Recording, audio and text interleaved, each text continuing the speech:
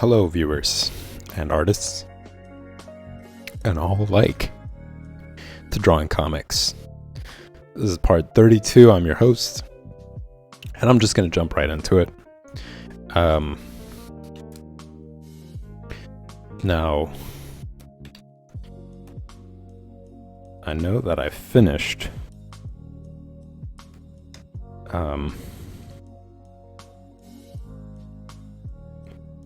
this sketchbook right here, but I do have to come back for coloring comics, and in order for me to color the comics, I have to make sure that the panels are inked. So I have to come back and do some inking, which I'm pretty happy about because I haven't done that in a while, actually.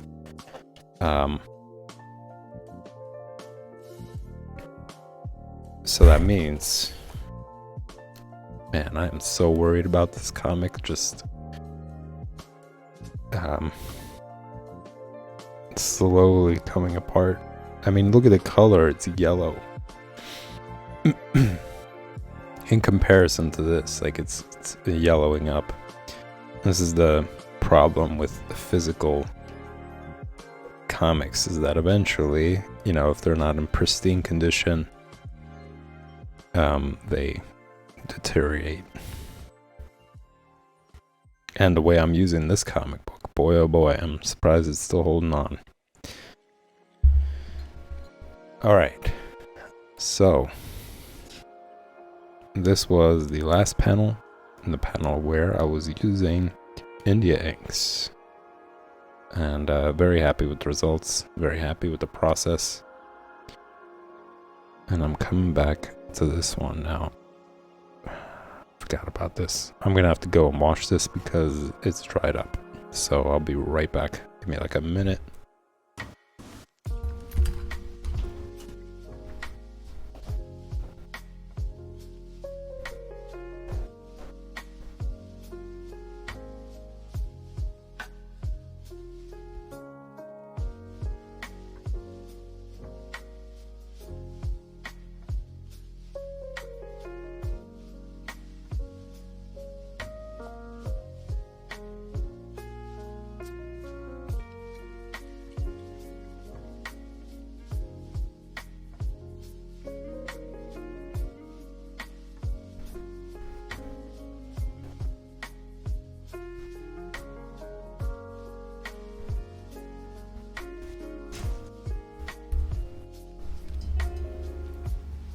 And I'm back. I'm gonna have to dry this real quick.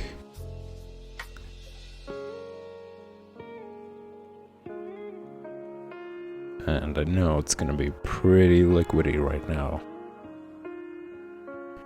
It still has water.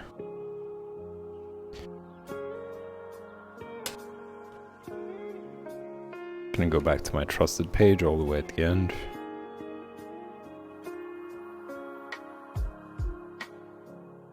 Do a couple of lines here.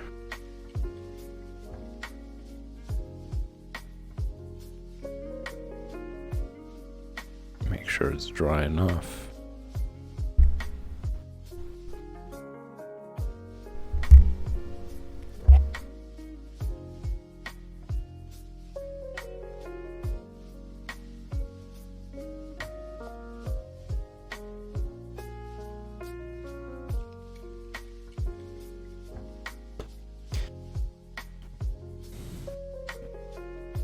And I'm going to test it out on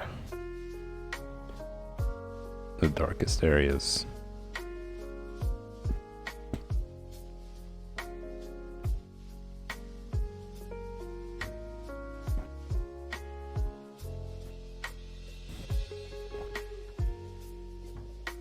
And as you can tell, it's still kind of watered down.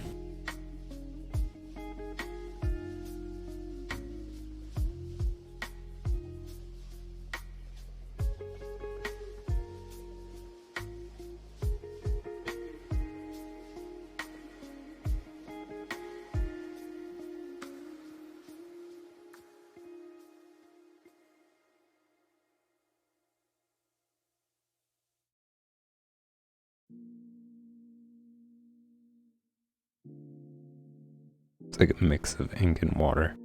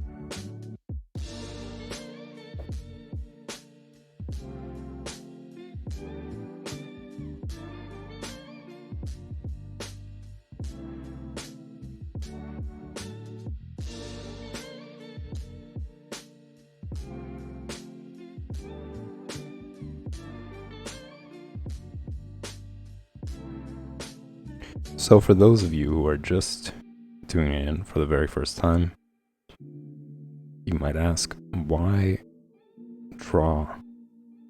Why draw from comics? Why already draw something that's been drawn? And my answer to it is, it's a perfect opportunity to pick up on how to draw comics. You know, you're studying multiple things. You're studying expression, you're studying anatomy, you're studying angles of the panels, of the camera angle. You're also recreating basically a comic book. You're going from just a blank page and figuring out, well, what do I do? You know, do I first create the panels? Do I take the time to draw out each and every single panel, measure it out, that sort of thing? Do I draw the one panel and then finish that panel and then move on to the next one? So you're studying how to create comics, basically. And you're also practicing all the different things that make your process better. You know, you're not worried about creating characters. You're not worried about creating the story. None of those things are in play, which allows you to really focus on your technique. It allows you to really focus on, you know, making sure that when you first start out the panel that you sketch everything out, right? And as we mentioned before, the best way is to keep it light in the beginning and use basic shapes, use gesture drawings to make sure everything fits within the panel, to make sure that things are placed exactly where you want them to be in the panel. So all of those techniques, you know, all those things are allowed when you're copying comics. You know, you're taking the burden off of having to come up with all the different concepts as well. So it's kind of like baby stepping your way to being able to draw comics. You know, building up your confidence, knowing what the process is like, what to expect every time you sit down to draw a panel, and how to tackle it. And for me, it's not just that. It's personally, I just really like. It's like my form of reading. You know, when you sit down and you read a book, you are picturing the characters. You're, the way that the artist describes them in the scenes, what they're going through, what they look like, what the environment looks like, what their feelings are, that sort of thing. You're imagining it in your head, and you're creating all these characters in your head. So in the same way, it's this as well. You know, you're creating the characters, you're recreating the scenes, you're in the moment of developing these comic book scenes, these comic book moments.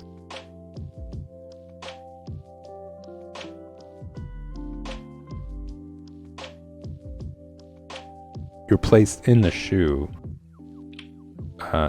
of the artist, the same way as you are in a book, except it's visually, you are actually recreating what they've envisioned.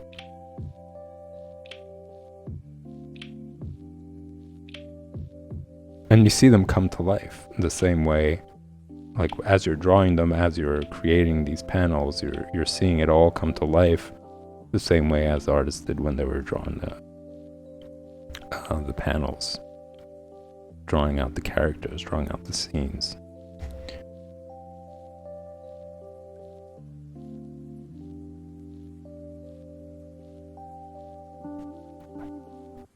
You're making the same lines, not exactly the same, because it's almost near impossible. I think every single line has such uniqueness to it, not to say that it looks exactly the same. I could spend hours trying to draw the same exact panel, but I still believe the original artist retains some level of their unique brushstroke, the angle of the lines that they make. There's something about what they did which still remains as their individual work.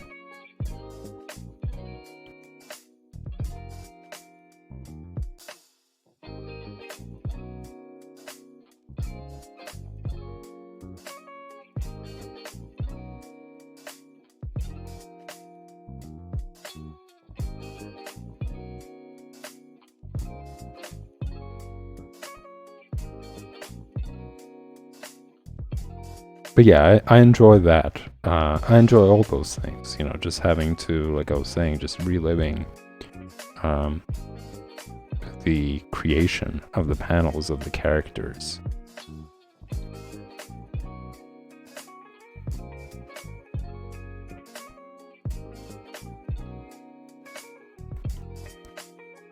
But all those other benefits are extremely important in the process of creating comics, just understanding how important it is to vary your panel work, how you're telling the story from panel to panel, what kind of angles that you're using, what kind of camera shots you're using, shadowing, all that stuff is there for you to practice, to understand, to study.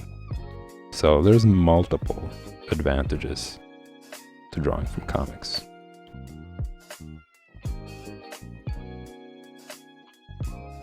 And this is something that I like to reiterate once in a while, especially after time goes by, new people come around, check out the stream. It's a good way to encourage you guys as well to pick a comic that you really like and learn from it. If you are learning how to draw with the intention of creating comics, it's a perfect way to do it.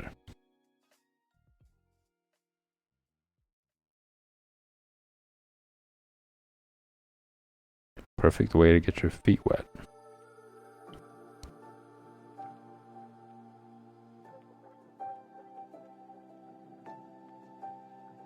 And at some point, you're going to have to take that leap. Let's say you spend all your time studying anatomy, perfecting figures and drawing and all that other stuff. But when it comes down to you creating comics, this level especially, it's going to be a whole new ballgame.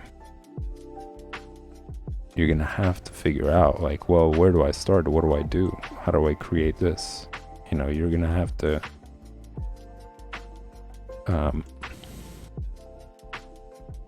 start somewhere.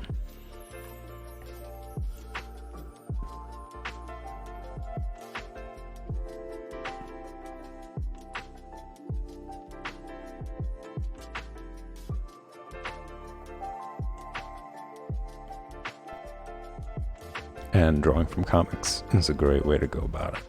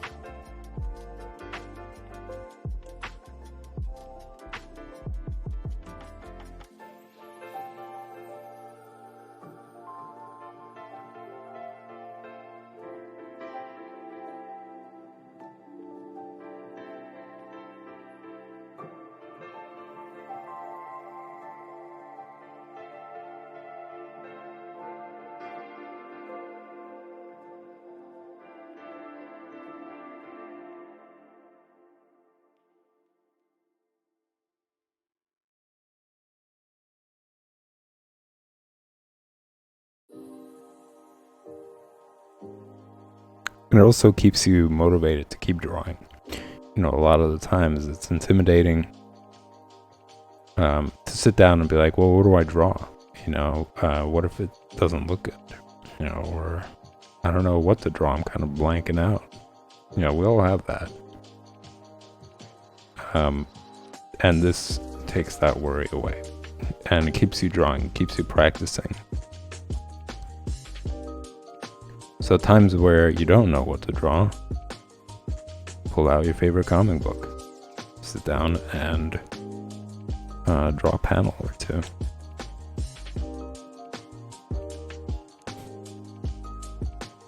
The goal is to always be drawing.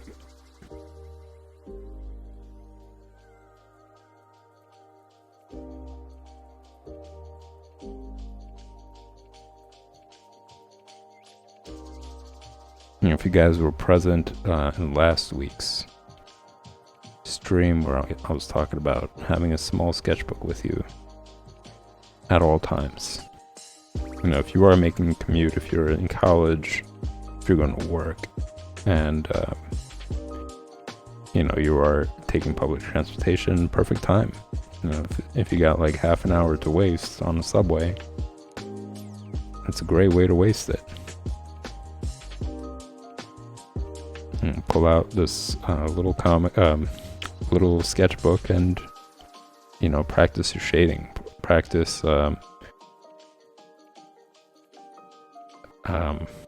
not pressing hard on the pencil and just draw out your highlights, midtones, and shadows. Practice having a smooth transition.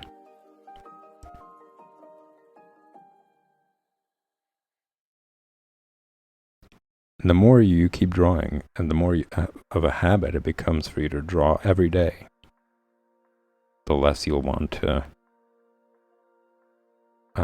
stop doing that. It's soon not going to be a battle for you to like sit down and draw, and you're just going to want to do it. You're going to be like, oh, I can't miss it. That's kind of how I feel. Like if I don't draw, if I don't draw one day, I already feel like something is off.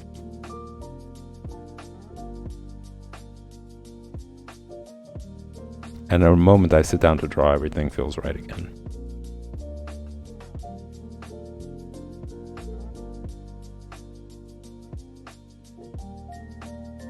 And that's because I made it a habit of drawing like every day.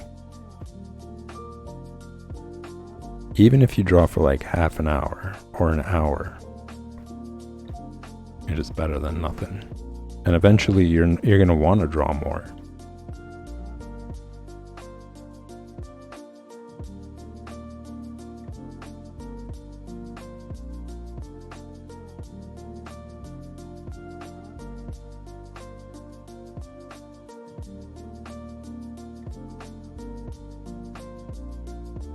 To me, right now, 2 hours is absolutely not enough. That's because I've been so used to doing it where I feel like I need to do it even more than that.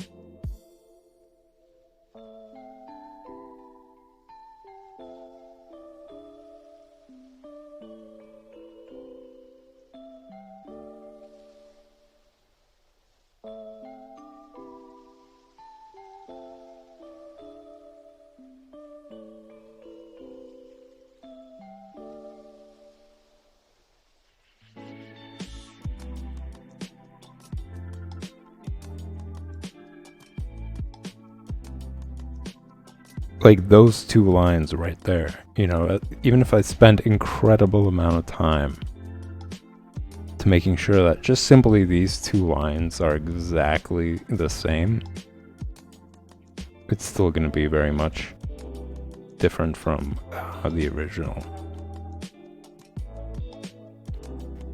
The slightest angle is the difference.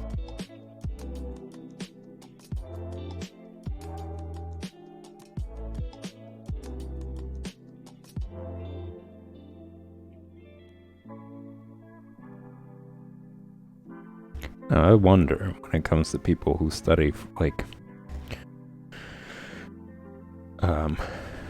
painting forgery.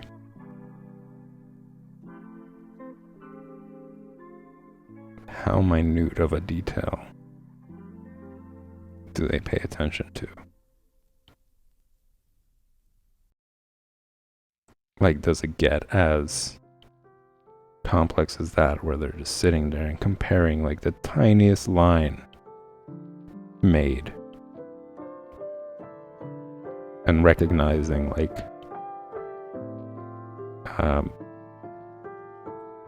the angle of that line in comparison to the original?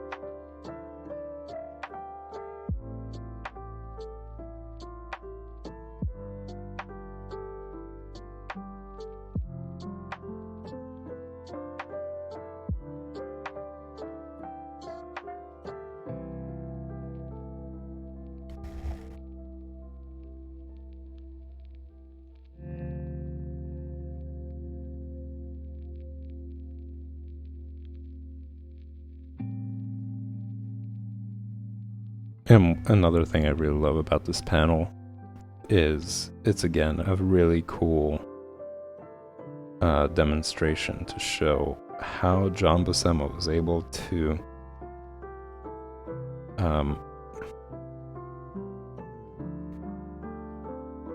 really create like a middle ground between comic book stylized work and realism. Like, if you look at this face, it really does have like a realistic vibe about it.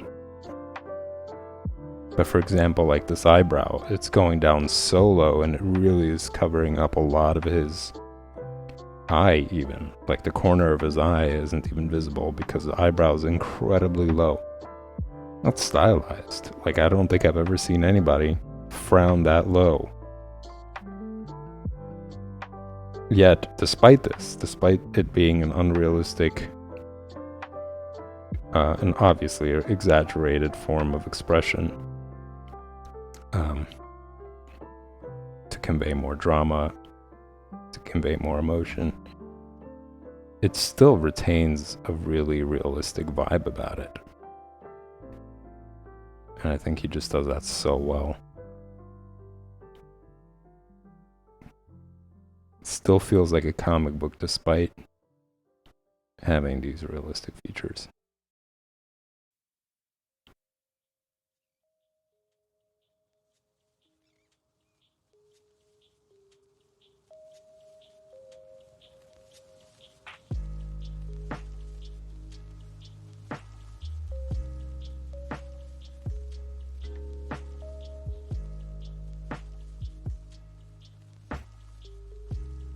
That's why he's one of my favorite artists, is because if he draws superheroes, like, I'll be honest, I'm not a huge fan of, like, aside from Batman, I'm not a really big fan of other superheroes, especially Superman.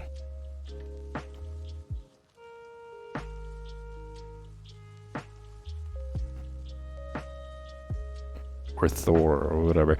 Like I'm not that into those characters, but when he draws them, it retains that comic book vibe. You know, despite them being really muscular and yeah, I just don't see them working in any other way aside from like comic book form. And I think John Buscema really does that. He still makes them look realistic, but they still feel like a comic book. Or look, rather, not just feel.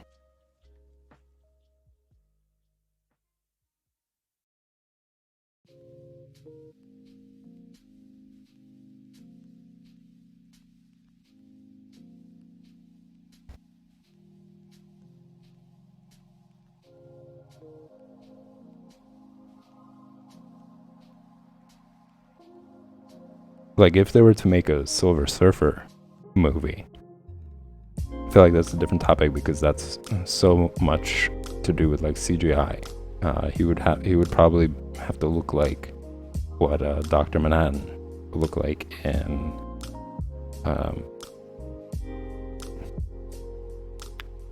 The Watchmen,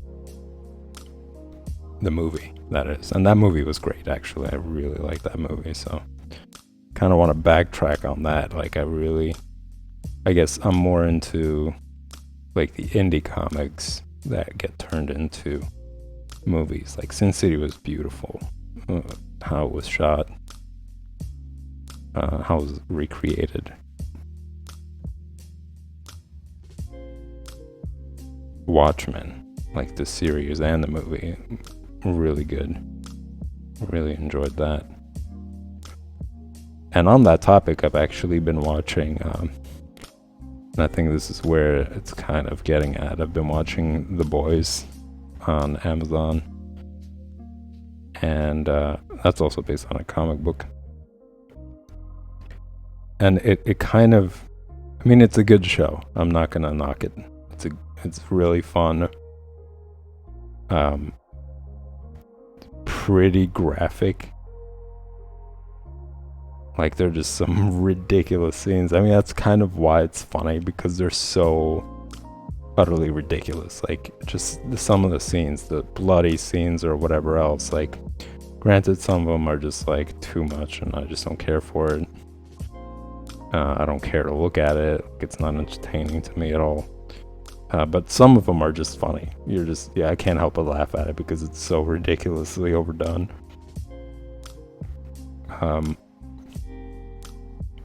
But yeah, another movie, if it wasn't for the comedic effect, if it wasn't for, like, the acting is pretty good, and the story, I really like the story.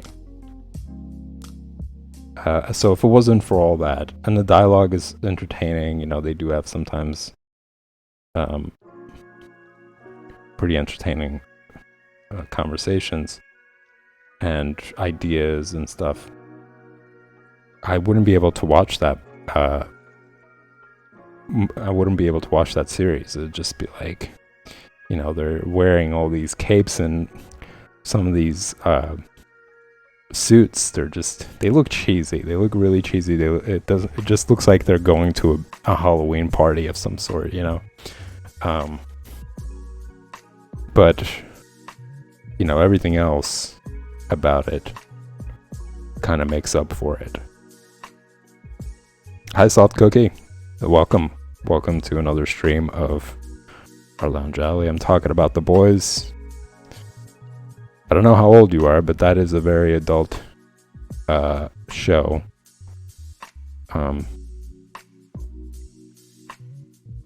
But it is a good one, and it's based on a comic book. And I'm just talking about how, yeah, if it wasn't for all those things, like I was mentioning, if it wasn't for good dialogue, for a good story, I also like their character choice. Like, sometimes directors don't really do a good job in picking characters or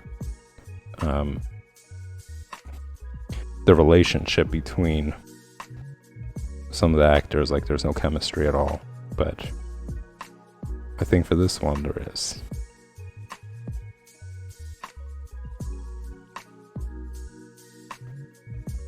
And Homelander plays a pretty good role. Like, he's pretty good at it.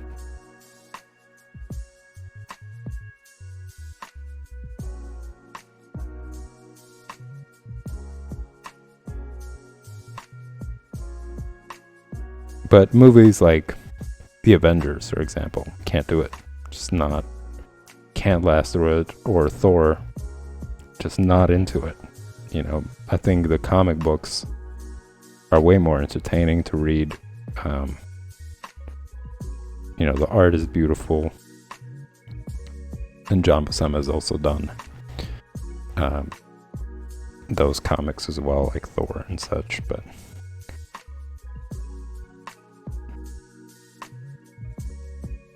yeah, I can't do the movies.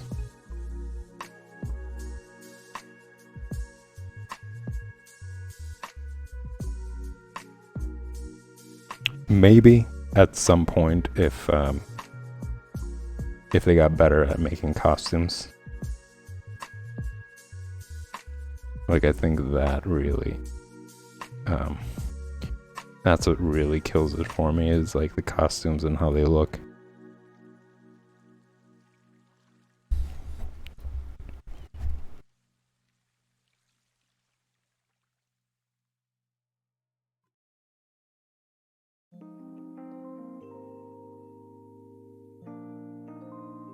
On paper, as drawn characters, it looks cool. But on real people wearing capes and, you know, some of these outfits, it just doesn't appeal to me. But the way The Boys does it, they kind of play on that, you know, so that it's kind of making fun of itself in a way, you know, like they'll make fun of the whole like superhero cheesiness. And I think that's why I like the show, is that it's able to play that ground. Like, despite it laughing at itself, there's some scenes where you're just like, okay, ooh, it's a little too much.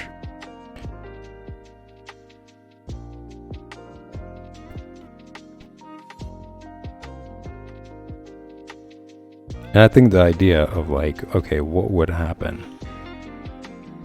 I mean, it's like a metaphor also for people who have a lot of power and influence, right? I mean, it's like in politics as well, or just like in general, like people who have a lot of sway and whether the public is going to follow their point of view or not. You know, that could be seen as like a superpower in some ways.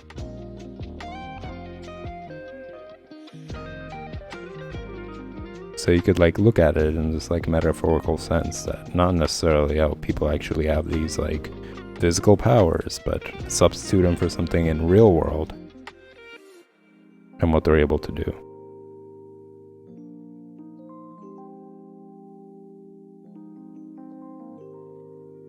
And it makes sense.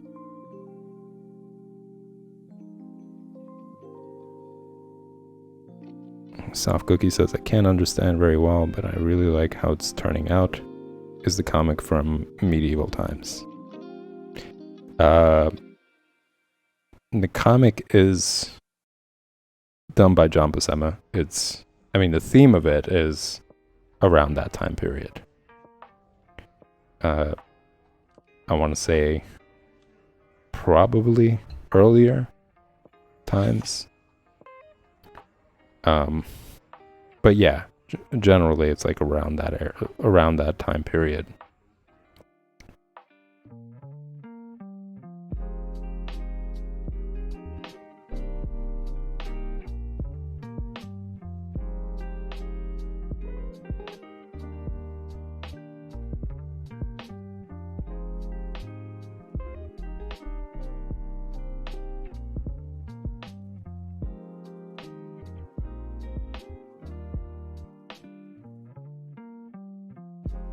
And if you're curious, maybe you can find it in your local comic book shop. It is Conan the Barbarian movie special. So it's based on the movie. If you've never seen it, it's with Arnold Schwarzenegger. He plays Conan the Barbarian. It's worth it. It's fun. It's an old school movie. Not a lot of CGI there. In fact, I don't think there's any CGI there. So it's kind of interesting to check it out and see how they're able to tell the story, how they're able to keep the audience glued. And that's kind of what I like about old school, like adventure films and movies, is that they had to figure out how to engage, how to make people more interested and wanting to see more without CGI. So they had to have good story. They had to have great cinematography, really good shots, like camera angles.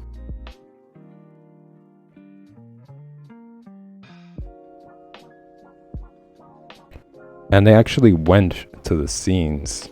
You know, I don't think that they had, there weren't like studio made scenes. I think they had to like travel and find certain areas to shoot in order to really bring the scene to life. Which I also think that also helps the actors. You know, like for example, now somebody is like, if they're acting, and I guess it isn't a testament to their acting skills, but now they're looking at somebody who's wearing like a green suit, you know, and then over that green suit they'll do like animation and computer effects and all that other stuff. So the actor has to take it seriously, you know, and treat that person in this like funny green suit as if though there's something like a monster or you know, some sort of robot or whatever else, you know, something that's supposed to be intimidating or threatening, and they have to convey that emotion while that's in front of them. Whereas back then it's like they actually built a lot of the stuff. You know, for example, you guys might remember last time I mentioned the movie Neverending Story. They built a massive animatronic turtle. So when the actor is acting, they're really helped by, like, you get to see their emotion or the grandness or like just the experience. You get to see it on their face as well. So that really puts you into the scene even more so. And I really like that. I think that's a very cool part of making films. And, you know, I think that makes the movie even better. The people acting being so engaged and really believing the scene allows them to, like, believe the role that they're playing even more. You know, and that, I think, intensifies the entire experience for everybody. The director, the people involved in making the movie, the audience, obviously, like everybody kind of benefits from that. Whereas I think with CGIs, kind of like cheapens the experience for everyone. You know, everyone knows, oh, okay, it's a green screen. I have to pretend as if though I'm like on a balcony of some sort.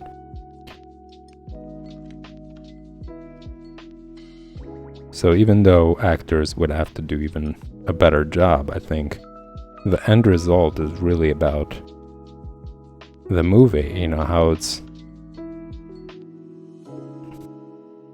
it's received by the audience. And why not go that extra mile and create the animatronics and all that? I think it just makes a memorable and fun experience for everybody, including the director, including people going to see the movie.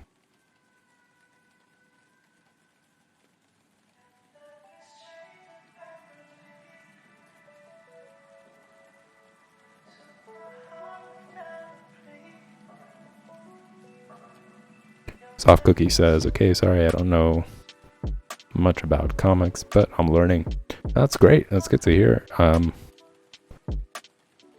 Are you learning to draw, or you're just learning about comics?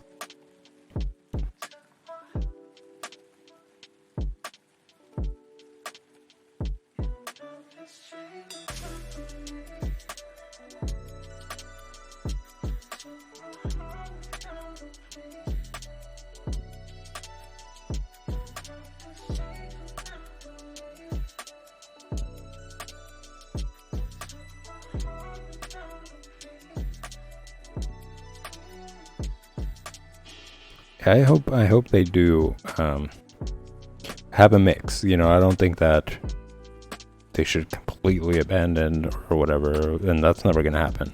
They're not gonna completely abandon CGI. But I hope that more art directors, choose realistic scenes, like actually traveling to locations where, you know, the scene really fits. Building animatronic figures, you know, or recreating scenes as close to reality and less to do with green screen as possible.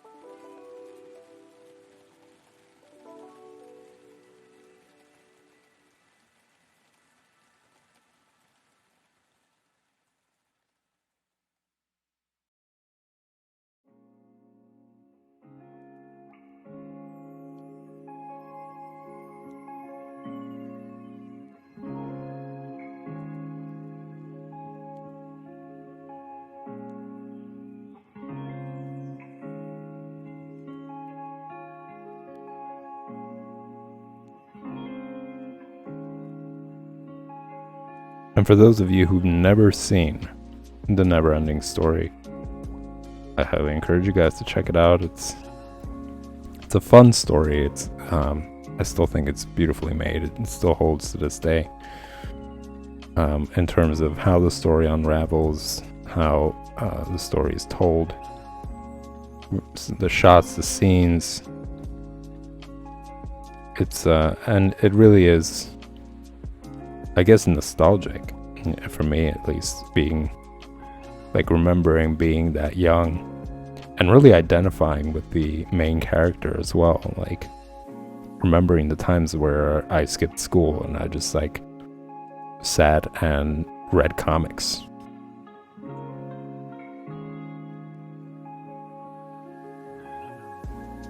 How I just ended up going to like the highest, like in an apartment building that I was living in, I would just go up to like the highest floor where nobody goes up to for any reason. And like I would actually have like blankets there and stuff so I could just sit there. I didn't want to go back to my apartment in case somebody was home and they realized like I'm skipping school. So I would just go up there and I would sit there and like read comics, draw.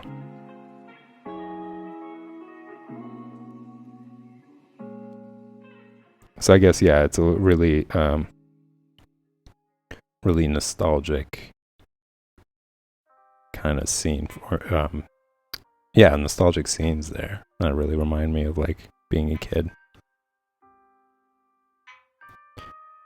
Soft Cookie asks your favorite food. Ooh,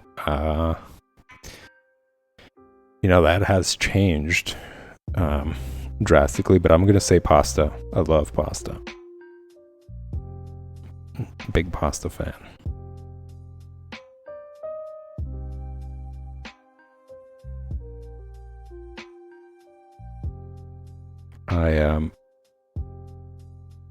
I'm very big on vegan food. I am vegan. So I'm exploring all sorts of different foods that I enjoy. And One of them is hummus. I absolutely love hummus.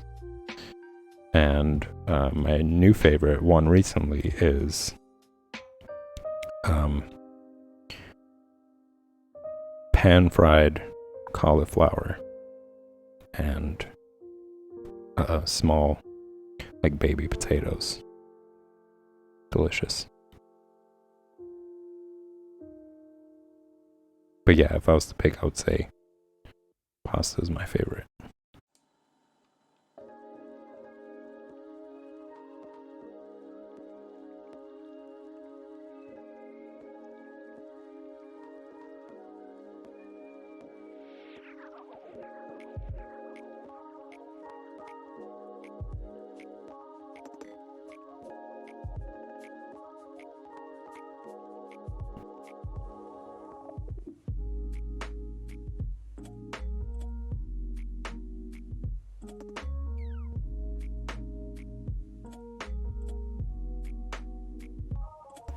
Another thing that I really loved about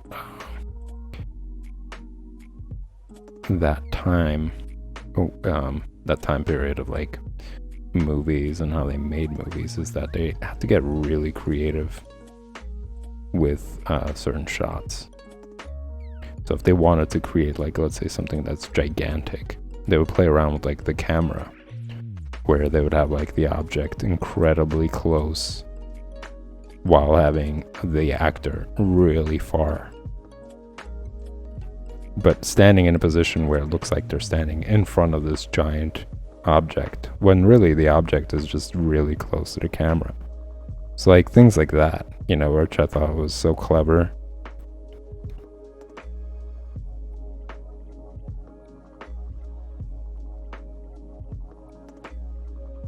Instead of using CGI, they would come up with different ways to portray it. And I didn't, you know, you could kind of tell that things are a little bit off. Just the same way as now, like when you look at something that's CGI, like you could tell it's CGI. You know, there's something about it. Aside from the fact that you will never actually see something like that in real life. There's a little something about it that kind of gives away.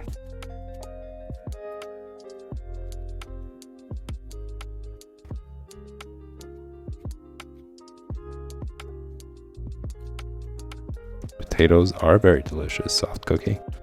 It says, and your favorite color. That's a tough one, because I pretty much like all of them. Like, there isn't a real favorite one, but I would say probably like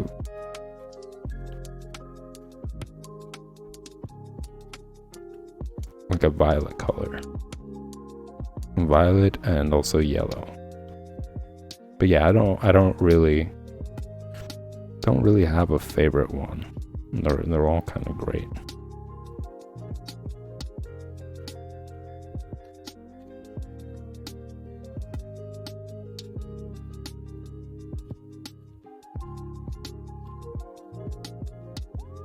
I also like kettle corn chips.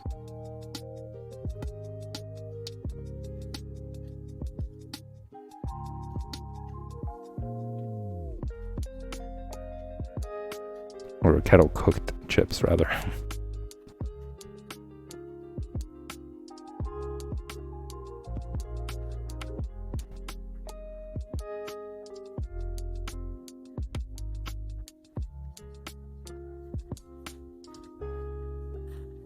Or like my new most favorite snack is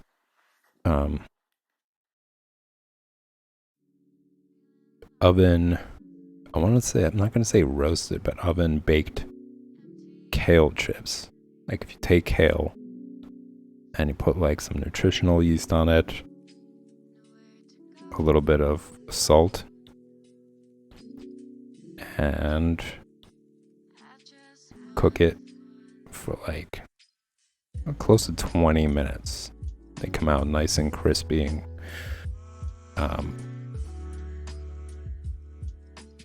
They're like a mix between like popcorn and chips, I want to say. It's very delicious. It's one of my favorite things to eat while I'm watching any sort of series,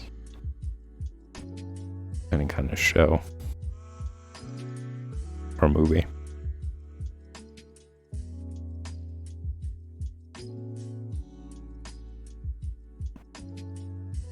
Oh man, look at the time, y'all. It's flying by.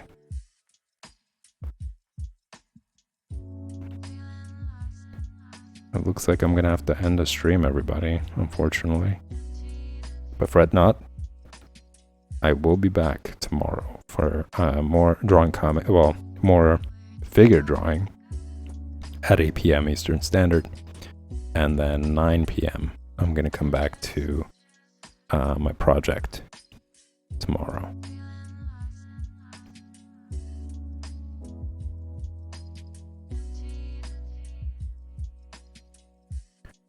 Soft Cookie says yellow is very pretty, and I like how they use it in the movies as sometimes references. I do like when they use like yellow as a yellowish tint. When the scene is like when the scene has like a bit of a yellowish tint, like a yellow green, especially like if you were to look at David Fincher's movies. He's like one of my favorite directors. He really does that well.